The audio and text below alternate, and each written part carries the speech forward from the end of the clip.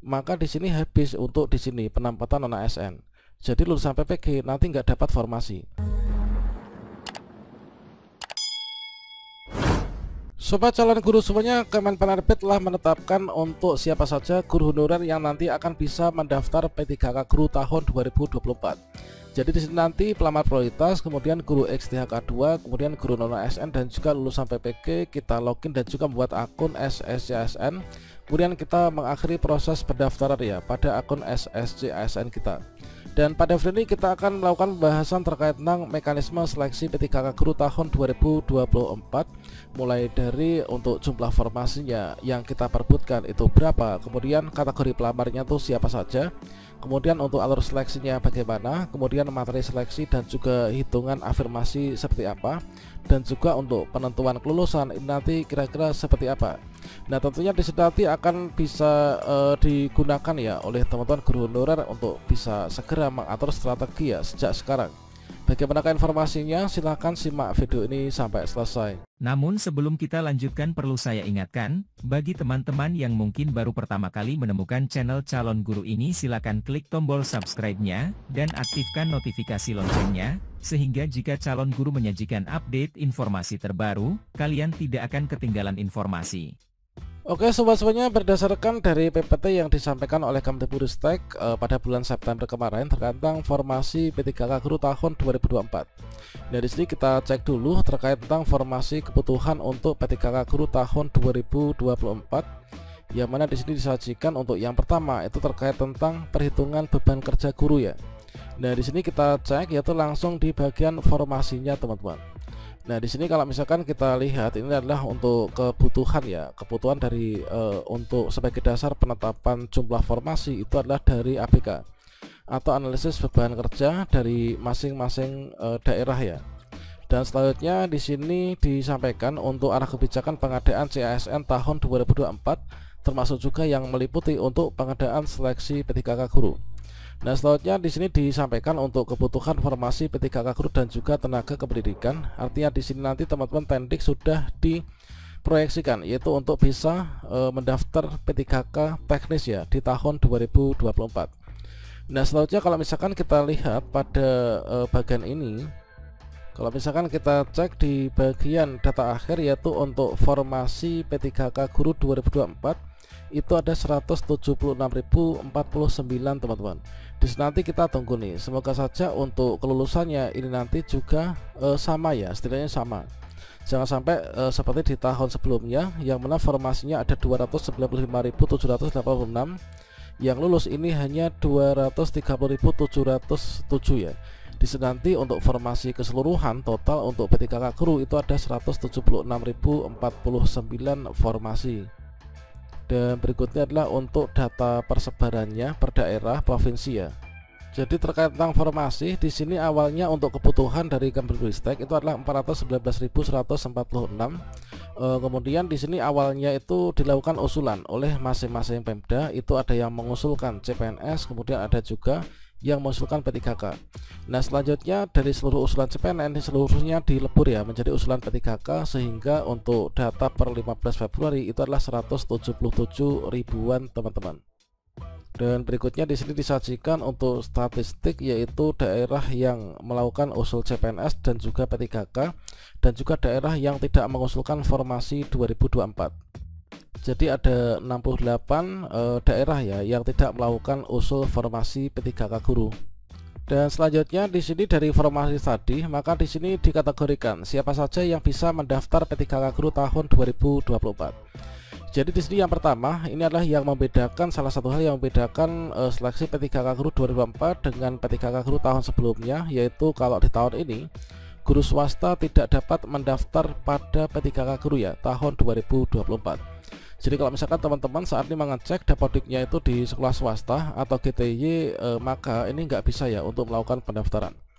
Jadi untuk kategori pelamar seleksi P3K Guru 2024 itu adalah yang pertama itu nanti menjadi pelamar prioritas, yaitu yang urutan pertama ya. Pelamar prioritas itu guru-guru yang sudah memenuhi nilai ambang batas pada seleksi P3K Guru tahun 2021 dan belum diangkat hingga sampai sekarang.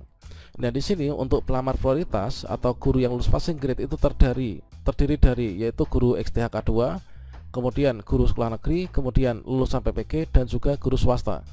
Nah, sehingga untuk guru swasta yang bisa mendaftar itu hanya yang sudah lulus passing grade saja ya. Nah, berikutnya setelah di sini pelamar prioritas ini selesai, maka berikutnya di sini dilanjutkan untuk yang bisa mendaftar yaitu guru XTHK 2, yaitu pegawai yang terdaftar di database BKN sebagai XTHK 2 dan masih aktif mengajar ya pada sekolah negeri. Nah, berikutnya di sini untuk kategori pelamar yang ketiga itu terdiri dari dua kategori lagi, yaitu guru non ASN atau guru honorer di sekolah negeri. Nah, yang pertama yaitu guru honorer sekolah negeri yang terdaftar di database BKN dan masih aktif mengajar di sekolah negeri. Yang kedua yaitu guru sekolah negeri yang tidak terdaftar di database BKN. Di sini aktif mengajar paling singkat itulah 2 tahun atau 4 semester ya, ini secara terus-menerus. Kemudian berikutnya yang terakhir yaitu lulusan PPG. Lulusan PPG yang tidak terdaftar di Dapodik namun terdaftar pada pangkalan data yaitu kelulusan PPG Kemdikbudristek.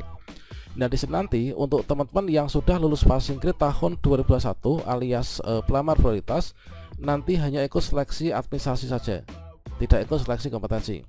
Sedangkan untuk teman-teman kategori 2, kategori 3 dan juga 4 ini nanti harus ikut 2 seleksi ya. Seleksi administrasi dan juga ada seleksi kompetensi teman-teman.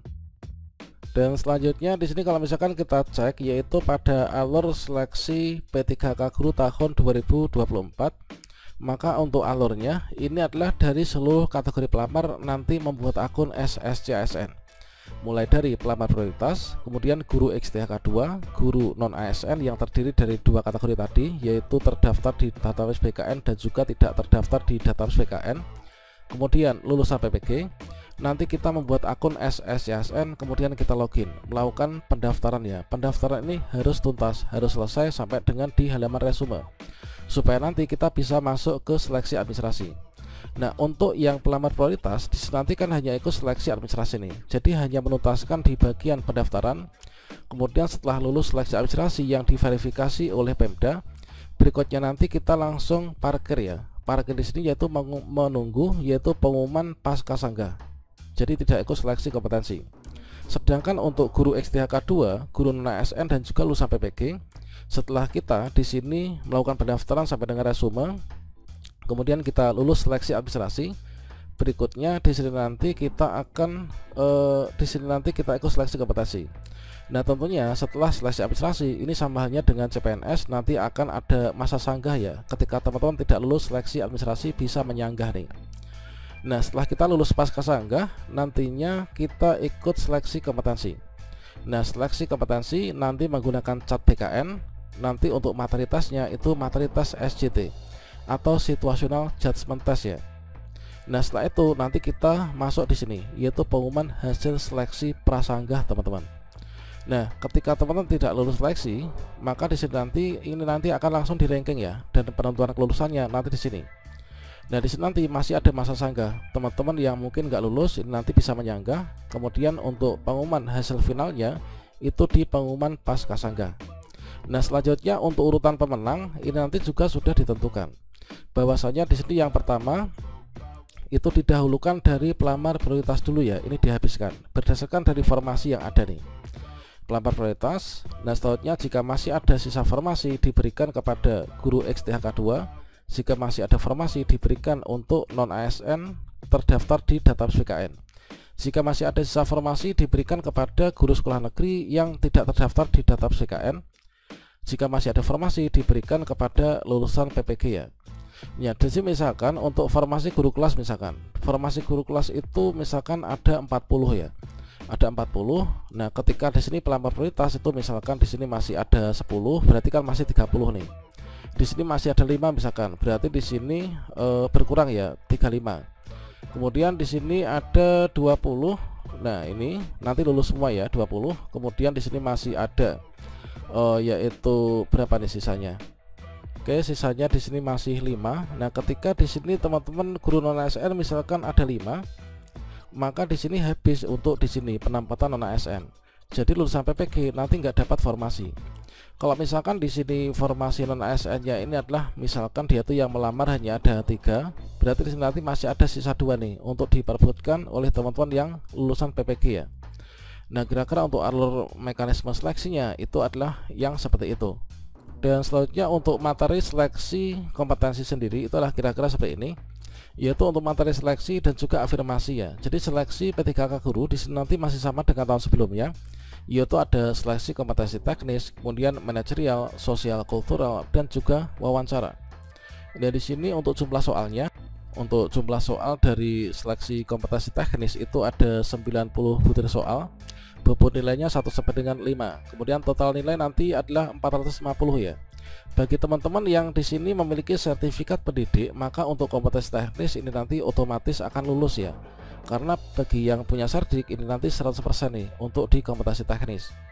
Waktu pengerjaannya ini ya. Kemudian kompetensi manajerial nanti 25 butir soal, kemudian sosial kultural ada 20 soal, wawancara ini nanti ada yaitu 10 soal ya. Nah, ini nanti untuk durasi pengerjaannya ya, nanti dibedakan antara yang umum dan juga yang disabilitas teman-teman. Nah, itu adalah terkait mekanisme lengkap untuk seleksi P3K guru tahun 2024 ini. Dan berdasarkan dari mekanisme ini, menurut pendapat teman-teman bagaimana nih? Apakah kita optimis lulus di tahun ini ataukah tidak? Silahkan tinggalkan sejak di kolom komentar ya. Oke, demikian, semoga bermanfaat. Wassalamualaikum warahmatullahi wabarakatuh.